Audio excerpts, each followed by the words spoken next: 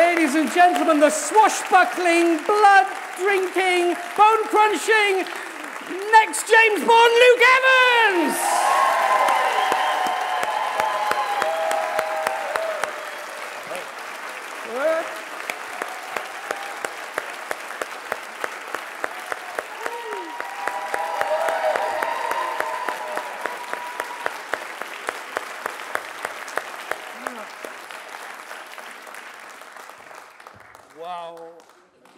Wow.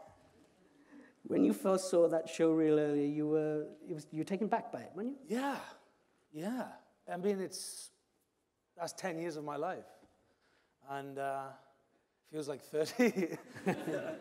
You know, the different journeys, the different characters, and the different places I've been, and you know, that's watching my life go through in 3 minutes. All that work is quite extraordinary, yeah. I just wonder if your agent just says on the top of your CV, bloody good films. just that's it. Well, I've got a perfect show reel now to send out to everybody. Hey, listen, we've saved you a few quid. Absolutely, yeah. Saved you a few quid.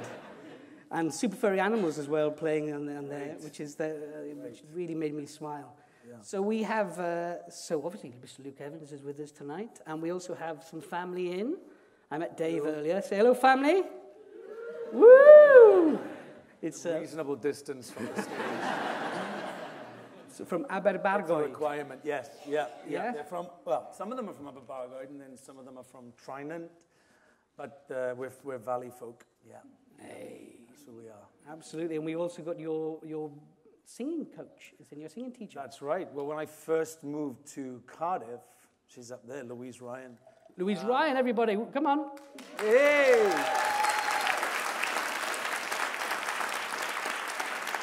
But actually, I'll just backtrack just a little bit as to how I met Louise, because when I was in school, I didn't like school at all. I was bullied and I didn't enjoy it. The only thing I used to enjoy was the singing and music. And we had a supply teacher who came in to cover for the music teacher we had, and she made one of our classes sing. And we all sang, and I used to love it. And I think I was like 15 at the time, and when the class was finished, she said, "Can you just stay behind?" And I thought, "Oh, what have I done?" And she said, "You've got a really good singing voice. Have you ever thought about having singing lessons?" And I was like, "No, but I love singing." And she gave me the name of a singing teacher, and she said, "When you can, you should call this woman up and have singing lessons." So a year later, I left school. Got a job in River Island on Queen Street. Christmas temp, footwear assistant manager. Up and down those stairs. Anyway, the thing was, I saved £15 a week. She's not that cheap anymore. I'm quite sure. And I had my first singing lesson from this little piece of paper that was given to me by a supply teacher. Roz, right? Roz? Who is sadly not with us anymore. And what was the first song you sang for her? We used to do everything, didn't we? From like Bring Him Home to German Lieder to Italian aria to musical theatre. Then I used to do Eisteddfods, and I was never really great at sport, so I never won anything. And then all of a sudden we were coming home with trophies and cups. Finally I'd found the thing I was good at. So that's sort of my... And what was everybody else into? What were your peers in the school? What were they... Was it a... What sport was it? I mean, rugby was a big thing, and but I mean, I like watching it. I'm not very good at it. I can fake playing a rugby character, rugby player. You're very castable. You're very, very castable, and you can do the anthem. yeah, exactly. Yeah. But so, how did you know that singing was something that you were attracted? Like, were you singing at home? Were you singing? I was singing everywhere. From a kid, I was always performing at home, wasn't I? Is that true? Whenever there was people around, I'd learn songs. I'd also used to recite like whole sketches of French and Saunders. And then recite them, I guess that was my first idea of how I was learning script and playing characters. And then I remember a friend of my mum's went to see Phantom of the Opera, and they bought the LP, the double LP with all the pictures, beautiful photographic pictures inside. I sat with her, and I must have been about 7. And that was it. That's when I realized that's why I got the bug that I loved musical theatre. But it was only through being taught how to sing properly and my journey from that point on, winning a scholarship, moving to London at 17, studying for 3 years, and then working solidly for 10 years in musical theatre. You know, it was my dream. That's all I thought I was ever going to do. And so was it no surprise when that happened, or there must have been a moment when that lightning bolts, you can do this, somebody sees it? Because it always starts, I've sat in this configuration a few times now, and artists and always say there's usually a teacher, there's usually somebody in their life at the right moment, at the right time, who spots something, and it's that lightning bolt that sort of says, I see what you feel. Well, it was Roz, and then inevitably it was Louise Ryan. And that was enough of a spark to carry you from to Cardiff? I was in a little village school, you know, with my dad's a bricklayer, my mom's a cleaner. You know, I didn't think outside the box. Like a lot of kids, you know, if you don't have dreams and ambitions, or you live in a small town, sometimes it's hard to think what is outside of the, you know, the world, the little world you live in. And I was the same, and it was only through other people's belief in me that got me to the next step, and then you have to have belief in yourself to get to the next step. But it's a team effort, getting anywhere in life, I think. It is. It absolutely is. I agree with you. And was it a difficult conversation to your family? Like, I'm going to go to the West End and be a star. I think I'm an only child, and I've always had a very strong personality. It's a nice way to put it. And I think they always knew that I was going to cut my own path in life, and whether it was what they wanted me to do or whether I wanted to do, they had to, you know, hopefully I went somewhere good, and I proved to them over the years this is what I wanted to do, and they've supported me and been very proud of me since the beginning, you know, and that's a nice thing, because you can do it without the support of your family, and I know a lot of people do in life, but to have them there, they're like my backbone, and like I wouldn't be here without them, you know. They got me through my college years when I couldn't afford to pay my rent, and, you know, they came and saw those terrible shows I did. Yeah. The costumes were marvelous. Yeah. But it all paid off in the end. Yeah. But that's it. It's great that they're part of it. So you went to college. Yes. You graduated. Your first professional job was? Cava, which was written by a lady called Dana Broccoli, who was actually the wife of Cubby Broccoli, who created James Bond. Mm-hmm. And his daughter, Barbara Broccoli, is now who runs Eon and is the woman behind Bond. And she wrote this musical. Well, it was actually a story she'd found while they were location scouting for Chitty Chitty Bang Bang, which was one of his movies that they made. And they were in the south of Spain, and there was this story about a young girl who caused the Moorish invasion of Spain in 7/11. Not the obvious choice for a musical. Yeah, it's got legs, that one. I mean, it had a lot of money behind it, and that's probably why it lasted as long as it did. But it was my first job from college, and I was the juvenile lead, and I closed the show with this huge, big, swashbuckling song, which was very powerful, and that was it. That was me on the road to, you know, when earning my first wage, which was very exciting after all that work, you know. Yeah. 21. And 10 years in the West End. Just under 10 years. Not all of them in the West End. Some of them were on tour. I went and did a Miss Saigon on tour. It was the first UK tour that they did of the West End production, which, if anybody's seen Miss Saigon, there's a huge helicopter that lands on the stage, and there's actually only like 4-5 theaters in the UK that can actually cope with that size of set. There's huge Ho Chi Minh statues, and I mean, it's crazy. So that was very special, and that was on tour, and I went around the UK for a year. But the rest was in the West End. And between all of that, I did plenty of other things as well, because I wasn't always working, you know. It's not like it was plain sailing at all.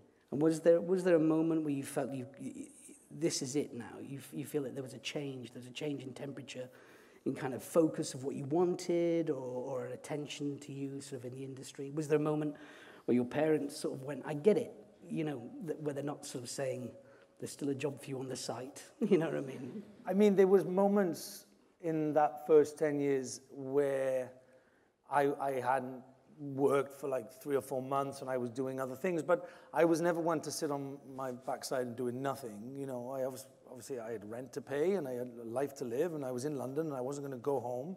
So I worked. I did anything, you know. I was a mystery shopper for Harrods. I worked on the door of a nightclub. I had a band. I would have cast somebody a bit more mysterious, like, do you know what I mean? Someone going, well, it's him. We don't get many of him. Yeah, I mean, it was a ridiculous job, but you do what you have to do to pay the bills. And I was never too proud to do that because I wanted to keep myself in the West End, and I wanted to, you know, hope that the next job comes up. And that's the thing about being an actor. It's work ethic, isn't it? It's grit. It's work ethic. It's to be so strong and keep that tiny spark alight even in the darkest of moments, or give up, which also is an option. Yeah. But for me, it wasn't. So I kept going, and you know, it sort of paid off. But there was a ceiling for me in musical theatre. I felt that I'd sort of reached, and not a very good musical, which I thought was probably the worst thing I'd done in musical theatre. It was Rent, which I love, but it was a modern version of Rent, which I really didn't think was a good idea. But I wanted to sing the songs, and I wanted to play Roger, and so I did it. And weirdly... Is he the one that sings Glory? That's one song, Glory, yeah. Yeah, it's an amazing song, among many others. And there was an agent in that night who saw me, and he wrote me a letter saying, I see that you can act, and I've never seen you do anything apart from sing. He said, I would love to chat to you. So he's one of these people that, you know, saw something. And the next day, I met him for breakfast, and we talked about what I wanted to do, and he said, I think you could be an actor. I think you could do television and film. And I'm thinking, wow, 10 years I've waited for somebody to say that to me. And you had waited for that? Well, I dreamed about it a little bit. I maybe have had moments when I thought maybe it was going to happen, but it was such a far-off dream, as you know. It was like, I didn't ever think, it wasn't tangible, you know. It wasn't something I could grasp. So when it was coming from a very good agent who was sitting in front of me, he was finally telling me what I've always wanted to hear, I was thinking, wow. And then he told me about a play that was happening in London called Small Change, which was written by a Welsh playwright called Peter Gill, who wrote a play as a four-hander about two boys and their mothers, and the two actors that play the boys play from the age of 6 to 29. And they fluctuate between those ages all the way through. It's quite complicated. Anyway, he said, you should go up for it. But he said, I can't put you up for it because I don't represent you. So maybe write a card to the casting director, because I would never have been able to have been seen by this very great independent theatre in the West End. So I did. I went and bought a card in Clinton's, I think it was. It had a ticking clock on the front. I thought, let's start subliminally telling them that the time is going by. And I just said, I wrote it to the casting director, and I said, my name's Luke Evans. I'm playing Roger in Rent down the road. If you want some tickets, or if you've got 5 minutes of your time, I would love to meet you. I'm 28, because the character was 28. I'm Welsh. And I didn't even mention the play. I just thought, well, enough. And a week and a half went by, and I thought, well, didn't hear anything. And then, out of the blue, my phone rang and answered, and it was a woman called Anne McNulty. And she said, you should come in and meet the director. He's seen 300 boys at this point, and he doesn't even have a short list, so please don't get your hopes up. But you fit the category, and you've made such an effort to get in touch. So I went in. Anyway, 3 weeks later, I got the job. Wow. And that was a moment. That was a great moment. Yeah. Was Peter around for that, Peter Gill? Yeah, he directed it. Oh, okay. I remember going into Rent that night with a bunch of musical theatre actors who, we all wanted to do it. We all wanted to have our break in, straight theatre or TV, and a lot of us never got that chance, and I got this moment, You took the opportunity. That's it. It's when you talk to people want to enter the industry, it's as much about grit and recognizing an opportunity and taking it. And you have to see little opportunities and never be scared to take them, you know. Never think they're too small. No, I'll let it go, because somebody else might do that, and it might have gone to someone else, but it didn't, and it went to me, and that's the job that changed my life. Yeah. Amazing. I met Peter Gill years ago, and all I could say to him was, "You're in Zulu," because he was in Zulu. He was. He's a character. Yeah. Such a character. Great. Yeah. I kept saying, "You're in Zulu." He goes, "I know you've said that." Yes, I was. But at what point did film enter sort of the landscape? I mean, as a young person, as a child, were you going to the cinema? We had the flea pit in Bargoed, they used to call it, because it was filthy. Yeah. And really dirty. And I'm sure there was fleas in there. And I think the first thing I ever saw on screen was Bambi, I think. And we used to go back and watch all the Disney films in the cinema in Bargoed. And yeah, I think I was always, at Christmas, I would always get the Radio Times. Only time of the year we would buy the Radio Times. That's everybody, right? That is, I mean, yeah. And I used to write out, first I'd get a highlighter pen and highlight all the things, and obviously they couldn't overlap because it was a video, VHS. Yeah. So you had to make sure they didn't, so you could then set they'd go from BBC One to ITV and then back to BBC One. It's and by the end of Christmas, you've got like 14 films you can watch, you know. Yeah. From like Chitty Chitty Bang Bang all the way through to, Indiana Jones, you know, I mean, that's... It says, "Do not tape over" on the cassette. Yeah. It says, "Big Trouble in Little China, do not tape over." Yeah, interesting stuff. And that's sort of my my introduction to movies, I guess. But we weren't a massive movie-going family, you know, and when I got my first film, I knew so little about the industry and about directors, about how you shoot a film, about genre, about lighting, about technique, I knew so little because my life had been about musical theatre, you know, on one of these stages, you know, with a band and costume and lights and projecting to the gods. All of a sudden, it was no projection, no stage. I'm playing a god. No audience. Yeah. I played two. Yeah. You know, so it was a complete. So that was. It's been a learning curve the whole time. So where did you turn to? What did you turn to? Did you turn to other people's work? I watched a lot, and I realized I was behind because at 30 years of age, to start doing movies is quite late. You know, and I was surrounded by almost everyone I was working with. I'd already had a 5-10 year career, longer than me, and then some even longer when you work with people like Liam Neeson and Ralph Fiennes. And so I knew I was playing catch up, and I thought, well, I'd better do that. So I started watching a lot of films, and and when you're on a film set and you get to watch people like, you know, Liam Neeson and John Hurt, Ralph Fiennes, and you're standing this close to them and they're doing their thing. I mean, this is like a masterclass, you know. I'm being paid to be there. All I got to do is watch and watch the tricks, and there are tricks to it. There are definitely certain things I've learned that people do, actors do, and you go, wow. Thinking that's never going to work, and then you watch playback on the screen, and you go, well. Yeah. It's hard to notice when you start out. When you start out, you're scrappy and you're like going, I'm going to blow this one off the screen. And then you watch it back and go, my eyebrow could blow everything off the screen. I realized my face moved so much.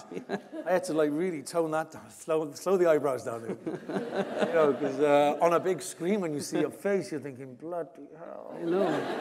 They need their own agent. Woo, they do.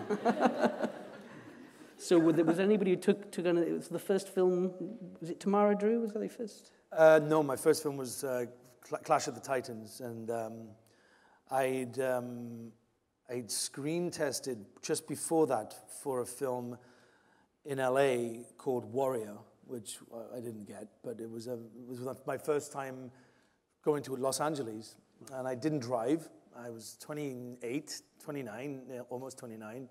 because I moved to London when I was 17. I didn't really learn to drive a car, and when you live in London, you don't need a car. You know, where would I park it? And I couldn't afford one anyway. So so I went to Los Angeles, and they flew me business. And I remember turning left on the plane, thinking I could get used to this. I haven't even got the job, and they're flying me business. Like, it was a very interesting experience. So when I got there, and I did a whole week with me and Tom Hardy. We did a whole boot camp of fighting, training, and doing scenes together. And I sort of knew I wasn't going to get the film. I just knew it's something that didn't work. But I walked away with such an immense amount of experience from just this one experience of auditioning, screen testing for a film. I went home with such energy and more confidence that, like, well, you know, somebody saw something in me that might not have worked out, but there's something, and that kept me going. And then went back to London, did an audition for Clash of the Titans, and then following morning, they offered it to me. In the afternoon, I got Robin Hood, very small role, but I got Robin Hood. A day later, I got Sex and Drugs and Rock and Roll. And the end of the week after that, I got Tamara Drew. So in the space of a week, I got 4 movies, from having no movies whatsoever. Wow. Yeah. Tell you what, go to LA and have a fight with Tom Hardy, and you come out with about a dozen jobs. Yeah. But it's beautiful that it comes at a certain age on the back of all that experience, because, you know, I guess you get to a certain point in the industry where you worry about things happening to people too young, because they think this is the norm. But absolutely, yeah. I mean, I think I feel very grateful that I could have had an experience of what it's like to really struggle, what it's like to not get the jobs that you wanted, to do other jobs, you know, like working on the door of a nightclub or, you know, mystery shopper, you know, because those sort of things, you don't forget them because you never want to go back to them. And so when it did finally go my way, every job I always think is the last. I've never thought this is a guaranteed journey for the rest of my life. I always think, you know, you've got to be grateful for everything you get. And I think also I was brought up feeling like that. We're not a very humble family. We're very grateful for everything, our health, our happiness, our family, and that can trickle through to everything in life. And I think that was how I felt about this ridiculous movie industry that landed on my lap. You know, I was thinking, this is crazy. And if this lasts 5 years, I'll walk away with the best stories, you know. And it lasted 10, and I'm still going. So it's a good thing to be. It makes you the actor you are. All these experiences pour into you as an artist, and that's what comes across. I mean, having sort of been to sort of Luke Evans' Bootcamp in the last sort of week when I sort of knew I was going to do this. No, it's been great. My wife's had the best movie nights ever in her life. No, but the idea that there's such an authenticity to your acting. I believe all these characters, yet there's a myriad of roles, there's a myriad of sort of situations and in there, and that comes from somebody who's lived, you know, and is living. You know, and I think that's what they say to sort of young people here when it's about experience, because all that experience sort of comes from behind the eyes. You know, it comes the way you move. And I agree. And it's really inspiring to sort of hear that, to hear those sort of steps that you took as an actor, and that I can just see your best years are all ahead of you. Your best roles are all ahead of you. I genuinely mean that. I mean, I wanted to ask you it seems to be narrative plays a huge part where you have, you know, you're a natural storyteller, the way you talk about your family and your teachers and River Island and all your jobs and going to LA, that you have a great sense of story, and a lot of leading actors, that's what they have, because, and I want to say, how does a story attach itself to you? Because right now, I think there's probably 8 Luke Evanses, because I look at the work that you've done and think, how on earth do you do that much work? And so what is it? What is it about a role? You know, what are you not looking for? I get the feeling it finds you. I'm looking. Let me say one thing: that when you start in this industry, You say yes to everything. I took anything that came my way, and luckily they were good things. But, I would have said yes. For the first couple of years, I would have taken anything, and I learned whatever I could from each one and hoped that they would turn out good. Some were better than others, but everyone was an experience. But as you grow in the industry and you gain more notoriety and people respect you and your craft a little more, you can start carving out certain roles or characters that you want to play, and then you look for those challenges within scripts. And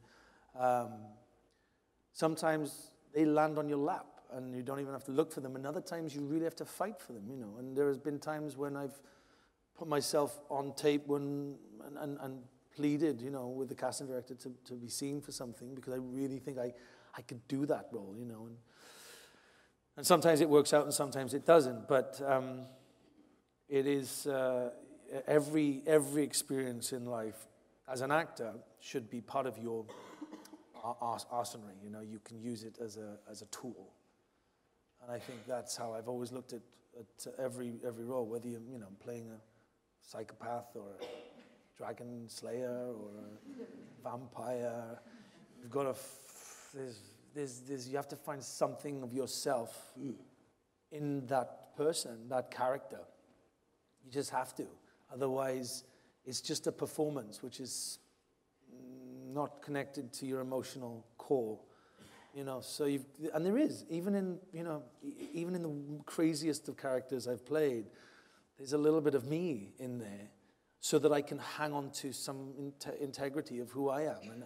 And then the rest, I don't know, just comes from whoever you're working with on stage or on screen. So you can be attracted to the filmmaker, the other actors involved. All of those things. They all play different.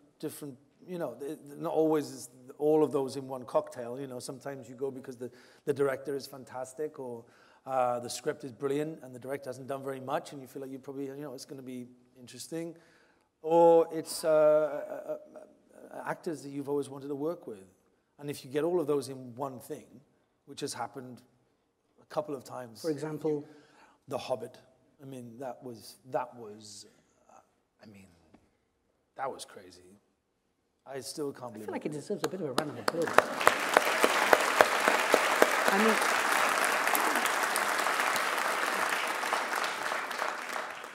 that was a year of my life in New Zealand, and I'd auditioned for it 18 months before and didn't have a single bit of feedback. I went, all right, well, that's the end of that. That's obviously wasn't going to go my way. And then it was just because they hadn't had time to get around to casting Bard the Bowman, so they'd gone back through their tapes 18 months later when they were ready to cast him, and they saw my tape, and they asked me, Peter Jackson had called up. I was like, he wants me to what? Fly to New Zealand because he can't leave because he's shooting the first part of The Hobbit to screen test for the Bard the Bowman. And I couldn't go because I was about to fly the next day to New Orleans to do an independent horror film, which I wasn't really, it wasn't that great. No one lives. I basically, some people like this film, right? I mean, it's just blood and death and murder. And but, that film was what I did before I went on and played one of the most poignant, pivotal characters in my career. Which again, could I have written that? No. Could I have that? I would never have imagined. Anyway, long story short was I said, I'm sorry, I can't come to New Zealand. I thought, well, that's it. That's it. It's going to go to someone else. And I woke up in the morning and I had an email from my team in LA saying they've swallowed the bullet, bitten the pill, swallowed the pill, bitten the bullet. Giving you the job. Giving me the job. Yeah, and that was it. So I went from New Orleans with my hands still stained with blood and got off in New Zealand and didn't go home for a year. It's a sort of cool thing Peter Jackson's going, get me Luke Evans, get him over here now. He can't come. He can do that. You know what I mean? He can do that. Cheeky little... Yeah, well, he doesn't like traveling, Peter. He's got, what's incredible about Wellington is that it is, he didn't go to Hollywood. He brought Hollywood to Wellington, to this very small town. It's a city, but it feels like a town to us, you know. And some of the cleverest people in the movie industry reside there and create incredible pieces of film, and not only film, but this documentary that just came out, the They Shall Not Grow Old, the footage of World War I. Sensational piece of work. They slowed that down, and they colored it, and they put it high. I mean, it was amazing. But that's the imagination behind Peter and Weta Digital and all those magicians who we got to see and work with every day. You know, it was magical. It's brilliant. Incredible. I mean, you've done, I think 3 of your movies have is it $3 billion movies you've been in now, or $1 billion Fast and the Furious, Hobbit, I think it's Beauty and the Beast? Yeah, Beauty and the Beast is in the top 10, as is the Hobbit, and Fast and the Furious is... It's very fast, very furious. Yeah. Yeah. Yeah. That franchise just keeps on going. Wow. Yeah, it's a bit like Hollywood's Casualty. Yes. Yeah. Interesting comparison. Listen, it's all the same. It's all the same. And, I mean, were you intimidated? I mean, have you ever been intimidated sort of by the size of a project or the size of a role? Yeah. Every job, I don't think... So you use that? You have to. Otherwise it'll consume you, and then you get stage fright, or you can't remember your lines, or do you have to somehow bottle it and somehow turn it into something positive, you know. Nerves are not a bad thing. No. I think nerves are a very good thing because they keep you on your toes. And if you're nervous, you're listening.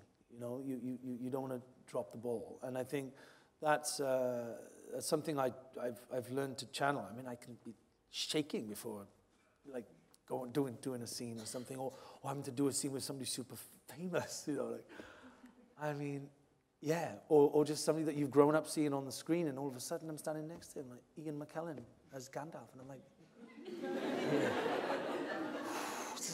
This is insane, you know. Or I had it, I mean, weirdly, I had it with Jennifer Aniston this summer. Who? You know, like, you just go... I'm struggling to keep up with these bunch of nobodies, Luke. But it's a good thing to not lose that sort of, like, that butterfly feeling, because sometimes it's a good feeling. It's a good feeling to feel like that. Absolutely. I remember a friend of mine working with Judi Dench, and she said, oh, it doesn't get much easier, does it? You know, and they were like, Judi Dench, what are you talking about? Yeah. But I think we all feel it, especially if you're closer to the work. I mean, has being Welsh helped you at all, do you think? To navigate, come on, play to the room, Luke.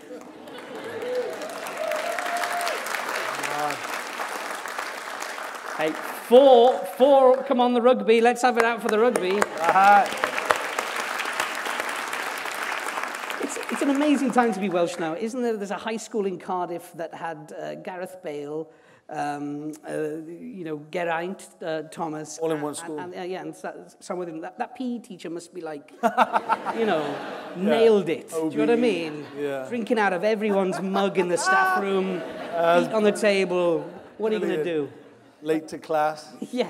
Yeah, no, I think it is a very good time to be Welsh. I've always been proud of being Welsh. Even though I left at 16, my heart and soul is very much Welsh. And when I first started to get like articles written about me, they would say British actor or English actor, and I was like, no. Let's clear this up right now, because we ain't a big country. There isn't a lot of us. And the ones that get a chance to put us on the map need to make sure they know that we are Welsh, you know?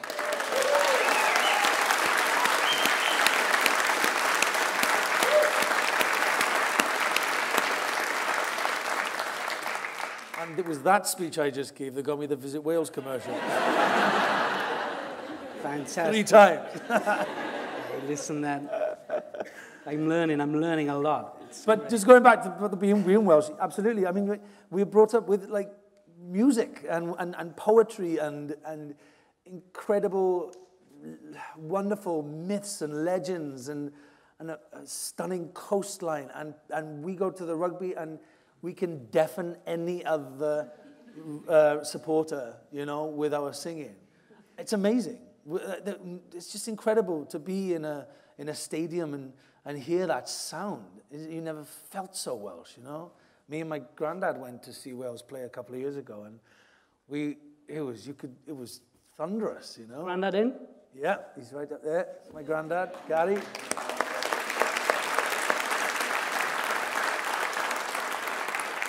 You must be really proud. Good man, good man. But there's something about that nature that you sit here going, oh, I always feel like my job, you know, that feels very Welsh to me, that the job's going to be my last, or I'm just learning as I go along, and oh, bloody hell, it's Liam Neeson, do you know what I mean, and stuff like that, you know. No, that's exactly but we love that, don't we? Because there's something, there's a strength in that identity that kind of we're sort of in it together, and we're so proud of people that are doing well, and we want that for other people. And lots of nations are like that, but it's very sort of identifiable, sort of in Wales, because we're sort of surprised and we sort of cherish these sort of experiences. Yeah. You know? Yeah, absolutely. 100%. Yeah. Should we have a question from the audience? Yeah, why not? We're going to have a few questions, and then we're going to come back and then have another couple of questions, if that's all right. So, the lady in the yellow jumper just there. Hi. First of all, thank you for answering those questions. Oh, sorry. Second, you mentioned how amazed you were at Peter Jackson's capability of taking Hollywood and taking it to Wellington. Yeah. And now Wellington seems to be like the little Hollywood of New Zealand. And Yeah. a lot is thriving in New Zealand because of this tourism of filmmaking and that lot. Do you reckon Cardiff and Wales and all has the same potential? And are you seeing that happening right now? And second of all, would you be more part of it? Yeah. No, it's happening. It's absolutely happening. I know there's the big 007 studio they built, right? Yep. Near here. Absolutely. And, you know, the BBC bringing their shows to Cardiff, basing them in Cardiff. It's about bloody time. You know, and it's just great to see, and this is how Wellington began, you know. This is the same thing. They got Stone Street Studios, and there was a time when they did small little independent, you know, Kiwi shows, and now they make Avatar and Lord of the Rings and The Hobbit and God knows what else, and that there's no reason why that can't happen here in our city, and it is happening, and it's very inspiring to see. And to answer the second part, yes, I'm desperate to come back and do a show, do a film or a TV show. And I wish I could talk more about the projects I have in mind that answer that question very clearly. But there are things that I'm hoping to do which are very valley-centric. And so Welsh you would not believe. One is going into what? Are you the next James Bond? James Ap Gwynregion Bond. Yeah. I wanted to ask you a question about what attracted you to Professor Marsden, which is an extraordinary film with an extraordinary performance. Have you seen? It was a scene he did with Oliver Platt about the creator of the Wonder Woman. Well, that story in itself is unbelievable. Yeah. That it's actually true. You know, he was a professor of psychology in the 20s and 30s in Harvard. He taught at the school adjacent to Harvard where the women would be taught because they couldn't go to Harvard. He was one of the first vocal male feminists in America. And he also had a polyamorous relationship with two women who he had 5 children with. And they had a loving relationship, the 3 of them. He lost his job. They had to move away. His wife was a very intelligent woman herself. And Olive Byrne was the 3rd member of their polyamorous relationship. And he had to make ends meet. And they basically he unfortunately didn't patent the polygraph, which is the lie detector, but he basically invented it, didn't make a penny from it. Somebody else then patented it and made hundreds of millions of dollars. So that was one venture, and then the next one was writing comic book characters, and the one he wrote was Wonder Woman, and that's what changed his life. And he based it on these 2 women in his life. You know, so first of all, before I even was approached about it, somebody said there's this story, and you know, there's a script going around, and there's a director, a female director, who's written it, and she'd love to talk to you about it. And I got on the phone to her. She was in LA, and she said, I've been watching your journey and your roles you play, and when I wrote this, I thought I wrote it for you. I was like, wow. I said, well, let's hope you're not telling a lie here. Yeah. Because either way, take it. Got me. Take it. I'm going to have to say yes now. And it was a really powerful film. It really came out really well. I'm really proud of it. And I got to work with 2 fantastic actresses, Rebecca Hall and... They're extraordinary, and you're extraordinary in it. You should see this film if you haven't seen it already. It's wonderful, and it made me... The question I asked earlier about what is it? Is it the story? Is it the character? What is it that creeps in? Because, I mean, somebody like Luke is getting offers that we can't even count. So there's a whole of opportunities. So it comes down to, you know, it's interesting to see what stories filter down to you that get a hold of you and sort of stick to you. Well, you sort of answered it in a way. Some stories don't grab you. Some stories don't, you know, tickle you. They don't make you laugh. They don't pluck an emotional string within inside of you. And if that happens, and they don't, then it's probably not the script for you. This one was. I remember getting to a certain point in the script and thinking, well, crying, you know, thinking, wow, that's powerful. I can't not do this. Yeah. And I've just read something today, which is a Welsh script. And I'm laughing out loud at this wonderful script, and I'm thinking, this is brilliant. This is something really special. And if when you have those moments, you've got to connect. You've got to connect with anything. It's like you're going to spend a lot of time in that skin of that person, and so you've got to, you know, you've got to connect with them immediately. It's like going on a first date. It's like speed dating. Yeah. They've got 30 pages to get me or not. But it's kind of long-term speed dating, isn't it? Because, like you say, you're going to be connected, associated to this. Yeah, and some of them they leave their mark, you know, like this Highrise, a film I did called Highrise, which, I mean, knocked me for 6. I mean, I think I had a bit of a drink problem by the end of it. Every night we were drinking in the bar, and my character was so crazy. Like, every day he was pretending to drink, pretending to be drunk, and smoking, and God knows what else he was doing in those scenes. You know, and it does leave a mark. So you got to, you know, as an actor, there's also the joy of playing characters like that, where you completely lose yourself. And I remember watching it for the first time, and I was watching the scenes, and I can't even remember doing that scene. I'm like completely possessed by that person, whoever that person was. Crypt lacht, isn't it? Freud would call it the leaking of the crypt. There's a lot of leakage on that film. Well, went through a load of mops. Yeah. Should we have another question? Yeah. Yes, gentleman there, second one. Hi. Hi, Luke. First, thank you for doing that. It's brilliant. My pleasure. My question is... Oh, give my mic. Oh, he was quieter with the mic. There we go. Hello. There we go. Am I supposed to sing? Yes.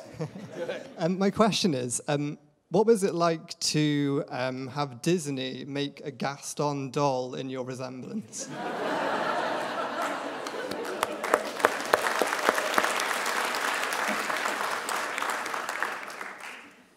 One word, epic.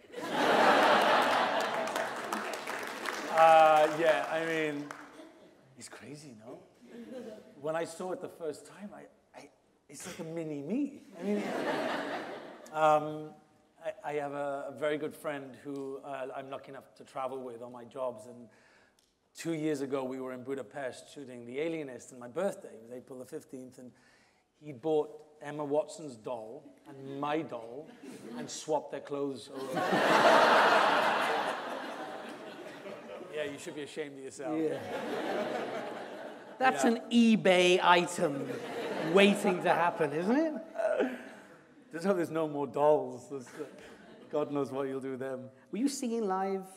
Yeah, so what we did on that was we pre-recorded, and then for the big numbers, we would all be mic'd, and they would record us live as well. So there's a lot of like the Gaston track, the Gaston number, which would have been mixed with my live performance. Because I come from theatre, there was no way I was going to, every time they said action, I just belted it out. You know, there was no walking through it. I didn't phone it in once, you know. Yeah. 35 times, you know, you're like, oh my God, not again. Had you kept up the singing up to that point, or you? I have never stopped. Yeah, no, I've never stopped singing. I mean, I don't do it publicly all the time, but I get opportunities every now and again. Sang for the Queen last year, didn't I? Oh, this year, I sang for the Queen.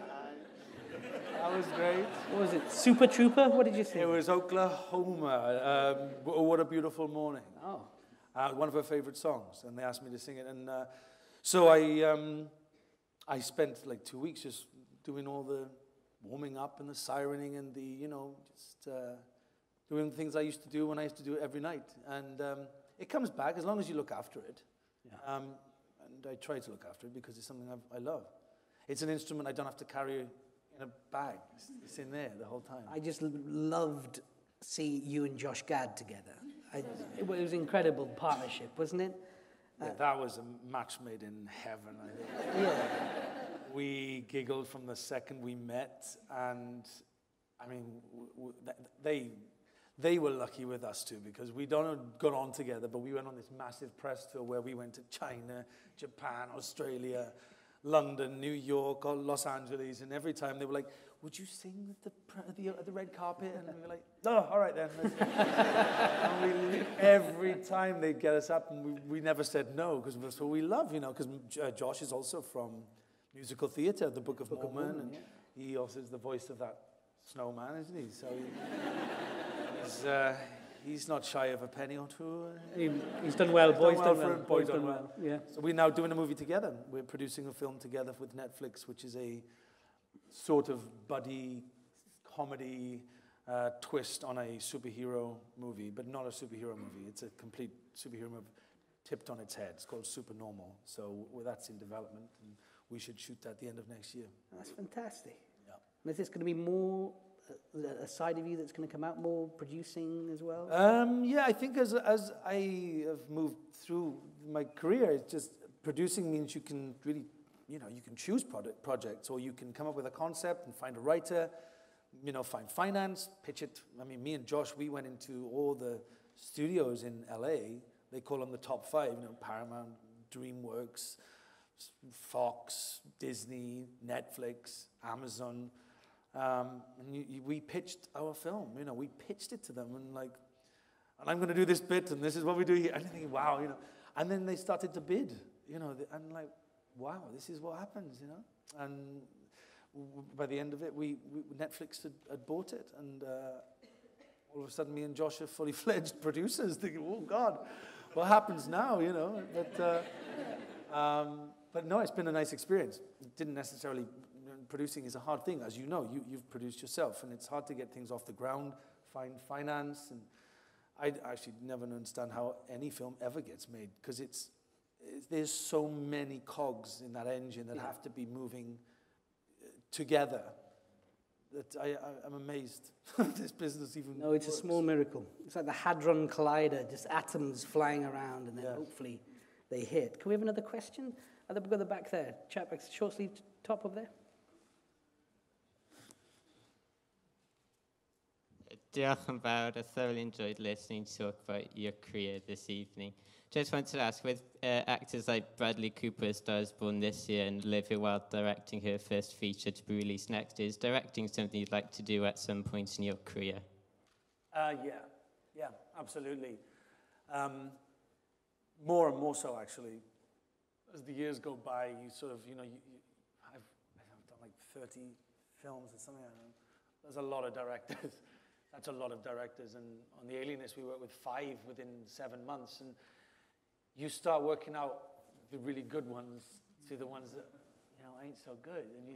And you find like certain things, and then you miss certain things that one director did that another director doesn't do. And as an actor, actually, it's a perfect way of taking, like we were saying, watch, learn, listen, adapt, glean in bits from everybody that you think is good and put it into your own performance. And I think as a director, I think some of the best directors I've ever worked with started as actors, so they can think like an actor.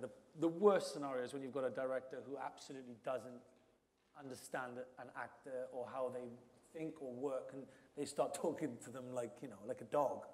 Stand here, move there, and and put your hand, scratch your head. Well, no, that's not how it works. Acting is a spontaneous, emotional, driven thing.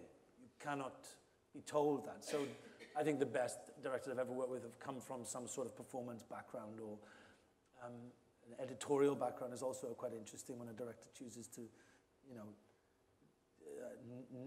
they know how they're cutting the film as they're cutting it. So all of that stuff has just made me want to do it more, and I'm sort of just trying to work out what project it would be, but I don't know right now. Luckily, I'm too busy to think about it right now. 30 films in 10 years. Yes, lady there with the scarf. Hello. Hello. My question is more of like an advice question for someone who's trying to get into the industry. So me and Natasha are at the Royal Welsh College doing postgrad forming. My question is, I did the London thing and I was so desperate to come home, like I'm such a home girl. Do you think someone can have a successful career but be based here? Absolutely, yeah. Even now more than ever, I would say.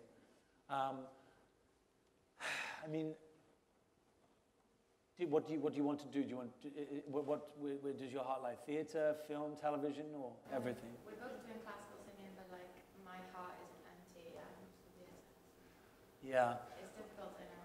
It's difficult, and I get it when you're a homebody and you miss your family and friends. I mean, I was a teenager when I moved to London, and there was definitely moments when I really, wanted to come home and have my mum's cooking and see my family and friends. But I think you can have a career. I mean, I think you will inevitably have to go to London, but just take your time. There's no rush, and slowly, keep dabbling in it, and you'll land a job, and you'll be like, okay, I could do this anywhere as long as I'm doing this job. You'll love it, and that'll probably break the seal of worrying about coming home, because it's only a 2-hour journey from Paddington, isn't it? Another question, lady there. Yes. Hi. Oh, can we pause you for a second and get a microphone over to you?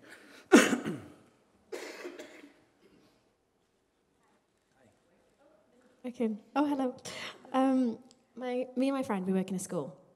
And I was wondering, what advice would you give, another advice question, but what advice would you give to like our high school students who kind of maybe, come from like a deprived area in Cardiff, and they want to start out and they kind of have big dreams, and they kind of like maybe like at the moment like can't move to London obviously like right now because they're still in school, but what advice would you give young people and future generations that want to go into the business? Maybe not necessarily, I know like just acting, but there are like a couple of actors, aren't there, in the school? like little performers already. Oh, really? Yeah, like what would you say to them to kind of like... Well, I mean, just tell them my story. Yeah. I mean, look where I came from, you know, and my school doesn't even exist anymore. They knocked it down, it was that bad. But, you know, it doesn't matter where you're from. Everybody's entitled to have a dream. Everybody's entitled to believe that they can be anything they want. It takes a lot of work and a lot of commitment and knockbacks and doors slamming in your face, but that's for everyone. You don't have to come from a great background or you know, you don't have to have a university degree to be an actor or to be a performer.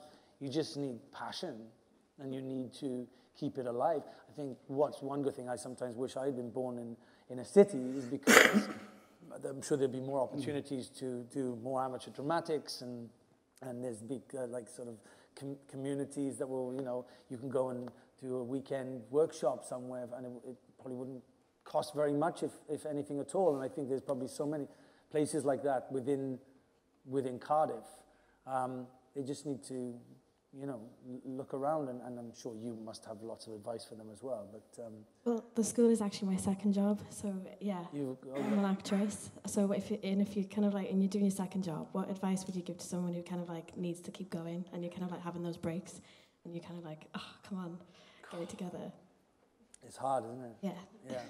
Yeah, I know.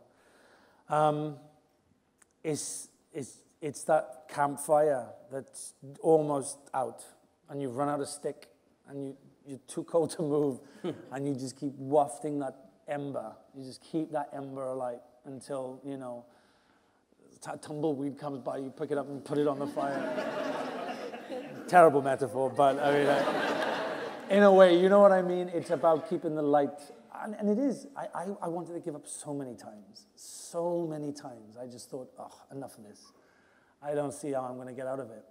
And, you know, something came along and, you know, pulled me out and you keep going. But it's not an easy business. It's a hellish business sometimes. I know some of the most talented people I've ever met and they struggle. They don't work as much as they should. And then I know people with half the talents of those people and they have got these incredible careers. So, you know, there's no rhyme or reason to this industry, which is also difficult to comprehend, you know. But it's important to hear from people like yourself to sort of dispel any myths and to sort of, because we're, you know, there's a sort of rhetoric of big break and who you know and blah. And all that, I always say, you know, eventually you will get to the land of Oz and pull back a curtain and realize there's no wizard. It's just a bloke making it up, you know? And because with that there should be comfort in that, is that it's about how long can you stay in it, how long do you want to stay in it, and how long, and not seeing things as a disadvantage. So for you, also, what's also interesting is if you ever have heard of the Actor Studio, the interviews, if you watch some of those and you hear some of the, you know, the big stars like De Niro and Hanks and Harrison Ford and Meryl Streep, and you hear their stories, and they've all had their moments. They all, you know, no one has a plain sailing story. If they do, they're really boring. And your students are surrounded by good stories. You know, there's no such thing as a disadvantaged area. In some ways, you've got to be seen as an advantage because they're surrounded by more ideas, you know, in a way. And it's up for people like Luke to, you know, fly that flag and speak the truth and throw down that ladder when we can and stuff like that, you know. Another question? Do you want a glass of water, buddy? You choose, I'll pour. This guy with the glasses. Oh, you've both got glasses. Go on, the front one. The two Ronnies. Thanks, Luke. I've got more of a technical question. I'm an actor myself, and I've let my agent talk me into doing some panto, which is not something I've ever done before. Oh, no, you haven't. Oh, yes. Oh, yes, I have. Some advice to someone that's not a singer, despite the fact that I am Welsh, so I should be. I haven't really done much of it before other than drunkard karaoke, so you've got some technical advice for someone starting off on. Well, I actually have the number to a really good singing teacher. She's up there. I think she might be a little bit out of my budget, but... Well, I mean, I thought I could sing, and then I went to a teacher and realized I didn't know much at all about singing until I realized how to breathe and expand my lungs and, you know, contain a note and hold it. And there's a lot to it. Apart from that, put Tom Jones on, get in the shower and sing it to your shower. Oh, I'll do that, thank you. Where's the panto? Savoy in Tono Revile. I'm Captain Courageous, the Pirate King, in Sinbad. What a character.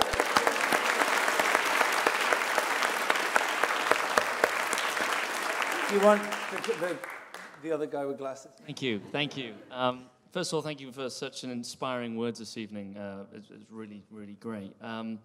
My question is decisions in this industry. I feel like making the right decisions is a really important job as an actor. And having so many people have their say, for example, you know, agents, managers, family, friends. What do you normally, you know, especially starting out, what was your kind of go-to on who to listen to, what to listen to, and how to deal with that? Because it's definitely a challenge.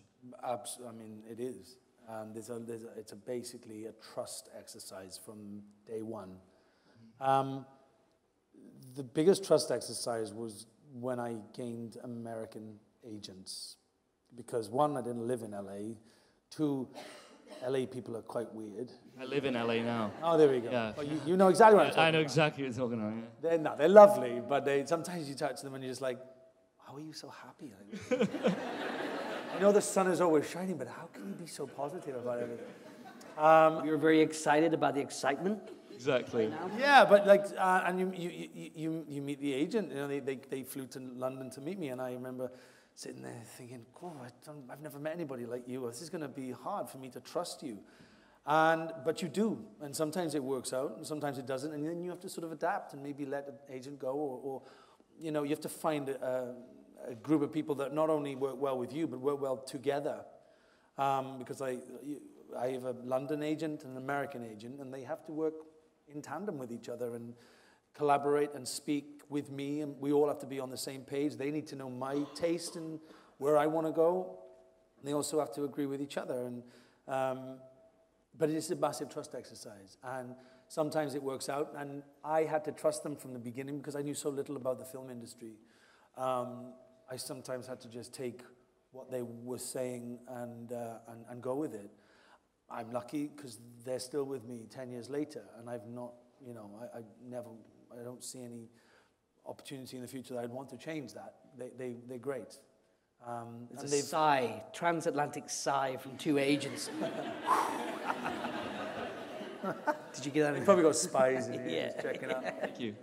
But it's interesting thing about trust and asking questions, you know, that I find quite interesting that anybody entering into this profession, that they have this drive, they have a support from a teacher and for a family, and this grit and determination to go and get it, and then to enter into to go into college, and then if they get into a college, they've kind of made the grade and made the cut, and they've got to that point, and then all of a sudden, something called an agent turns up, and they go, oh, here are the keys to the rest of my life, take that. And again, it's that rhetoric thing, it's that people using words of, you know, it's finding the right people, it's the right people to listen to, the right teams, but also trusting your own instincts as well, because you've worked that hard to get there. I think, I guess you don't want to be the person who just goes, I've done it now, because, you know, it's evident that you don't stop working, you don't stop pushing, you don't stop asking questions. There's no sort of magic wand, you know. It's just another challenge ahead of you, I guess. Absolutely, yeah. Any more questions? Wow, that lady right in the back. What about that lady right in the back? Back row.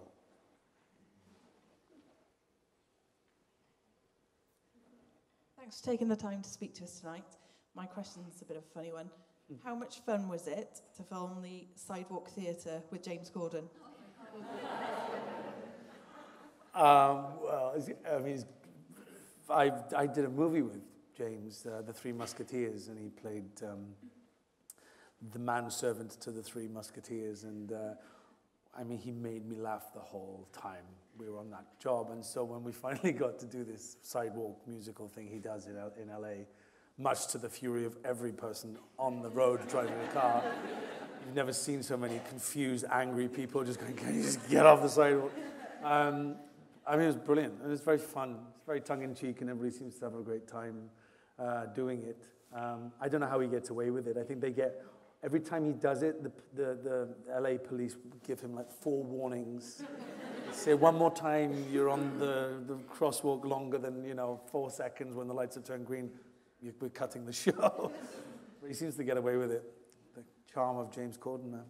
Incredible, incredible. Another 3 more questions, is that okay? Go on. No, I'm just looking, somebody's telling me they love me here. Oh, I love you. Where have you come from? You come from Japan, wow.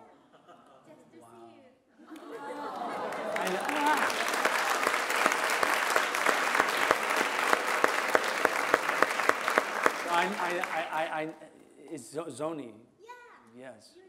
Well, your Instagram pops up all the time. So let me tell you, this lady, I mean, it's quite bizarre but brilliant. Every time I post a picture, this lady will draw it within minutes. So you should check out her page. It is quite extraordinary. My whole life is documented in a real picture that I took and then a drawing that she's made. And often the drawing is way better. Anyway, well, thank you. I appreciate you coming all this way. Wow.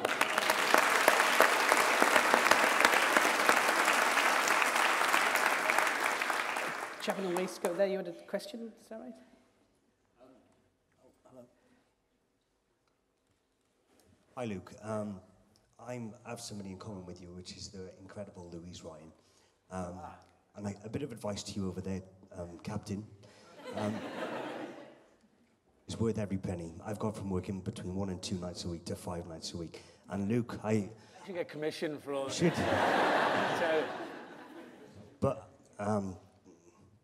I mean, Louise has built something into me already, and I've come from a totally different entrance to you. And I did think she was a bit of a freak at first, because I walked in, there's a big picture on the wall. I was like, she's got a crush on her.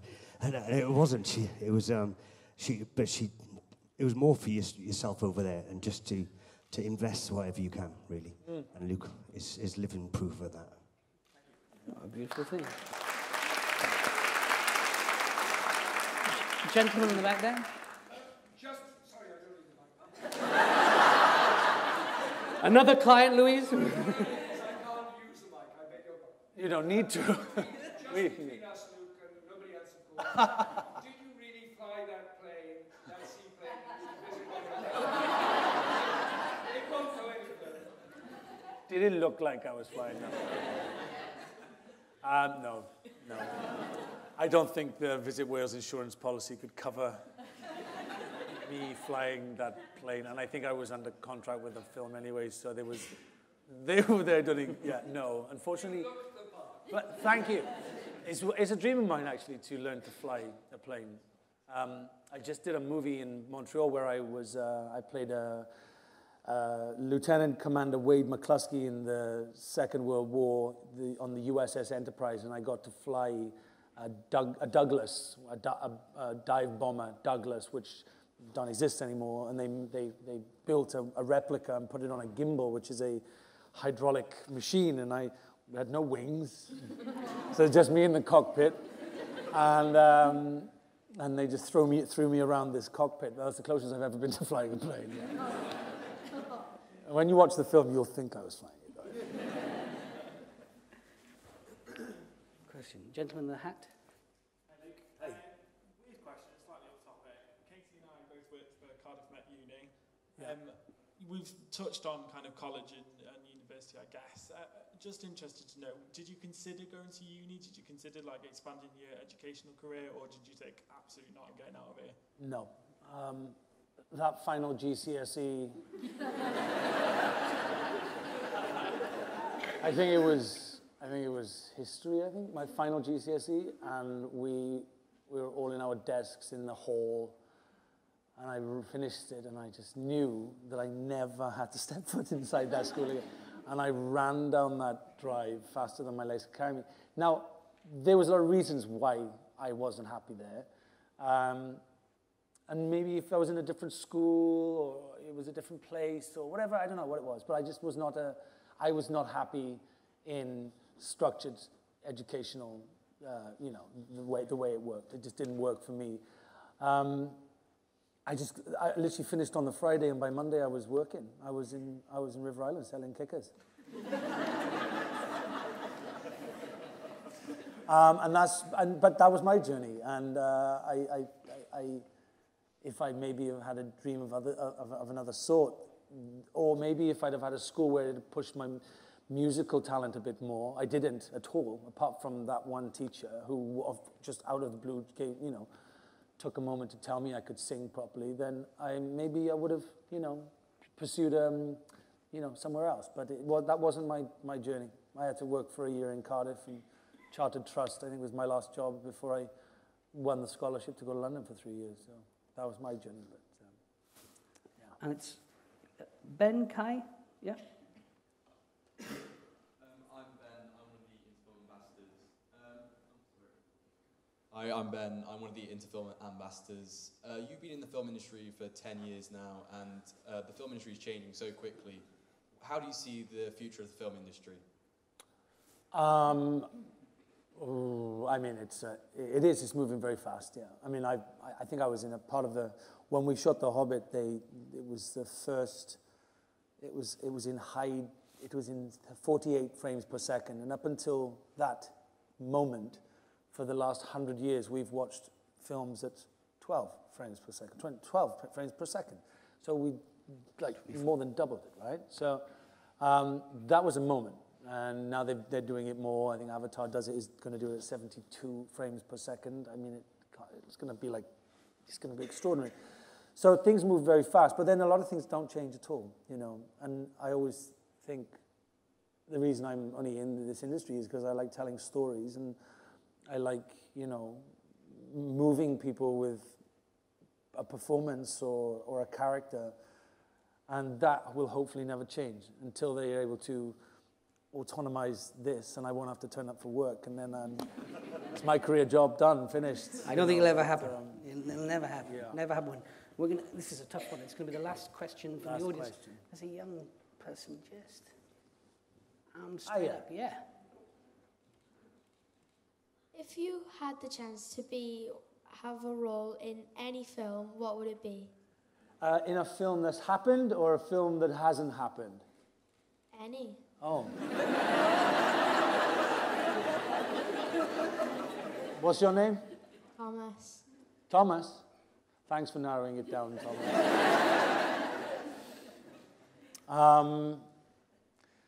I guess sometimes you watch films and you just think, well, let me tell you, the recent one, which I thought, you lucky bugger, was Bradley Cooper in The Star Is Born. I just watched that and I just wow, he is brilliant. It's just an incredible performance by him, by her, his talent as a director, but that was a great role, and I thought he sounds incredible when he's singing. Who'd have known he could sing like that? Thought I was the only one that could sing. And no, that was one. But there's often things I see on screen, sometimes on the theatre, on stage as well. I'd like to go back to theatre, and I sometimes watch a play or a musical or something and think, I'd like to go back and do that. So, Thomas, what would you cast him as? I don't really know. Maybe an animated character, maybe. You just use my voice then. come to work in my Captain pajamas. America movie. Oh, right. Oh, interesting. There we go. There we go. Thank you, Thomas. Now, your story is really important to you. I love the way you were moved by your own work. I love the way, the time you've spent with everybody to hear. And earlier on you said it's important to you for your story to get out there, your story from where you were as a young person to where you've got to now and the journey it's taken and the difficulties. That's an important message for you to leave as a legacy. Is that right? Yeah. Yeah, I mean, we've all got a story to tell, and we've all got a journey to go on, and mine's this. I'm proud of where I've come from and what I've achieved, and I've got a lot to achieve, and I'm just very grateful to be able to, do the thing that I love. I can't imagine doing anything else, so I feel very lucky to be able to do that and, entertain people and just for a minute, just say thank you to everybody that's come, because this is like, for me, this is crazy. Like, you've come out of your way on a rainy, wet Cardiff night in late November to sit here and listen to me talk about myself. Well, do you know what? It's those qualities that are clearly on display this evening and throughout your career, and I can understand why, and I think we can say it publicly for the first time, that Luke Evans is the new BAFTA Cymru ambassador.